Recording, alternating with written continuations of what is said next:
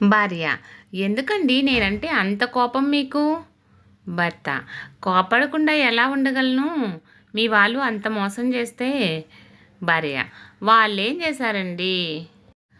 భర్త: పెళ్లి చూపులకు వచ్చినప్పుడు అబ్బాయికి ఏమిస్తారు అని మా వాళ్ళు అడిగితే 10 తరాలు కూర్చొని తిన్నా తరగనిది ఇస్తామంటే ఏమీ ఆలోచించకుండా పెళ్లి చేసుకున్నాను. తీరా నీకు పీట ఇచ్చి పంపారు. కోపం రాక ఏమొస్తుంది?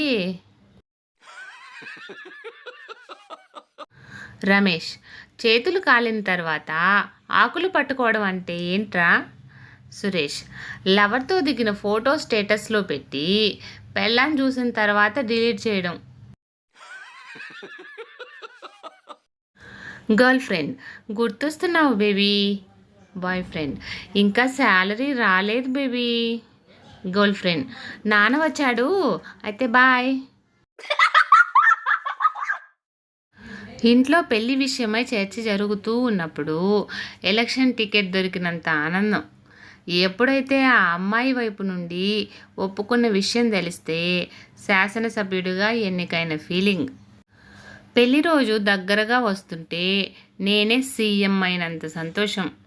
పెళ్ళి అయిన 1 సంవత్సరం తరువాత ఏదో స్కామ్లో ఇరుక్కున్నానన్న ఫీలింగ్.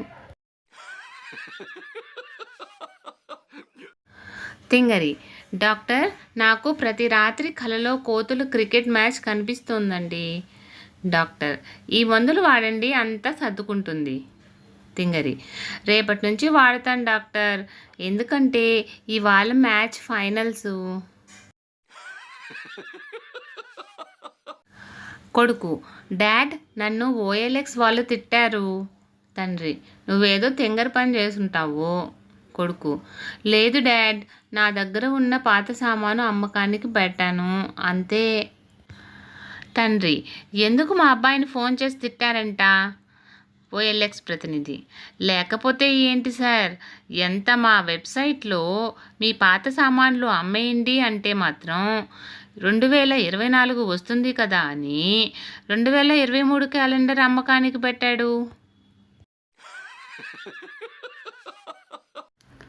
ఫ్రెండ్స్, ఇలాంటి మరిన్ని వీడియోస్ కోసం సన్ పాజిటివ్ థాట్స్ ఛానల్ను సబ్స్క్రైబ్ చేసుకొని సపోర్ట్ చేయండి.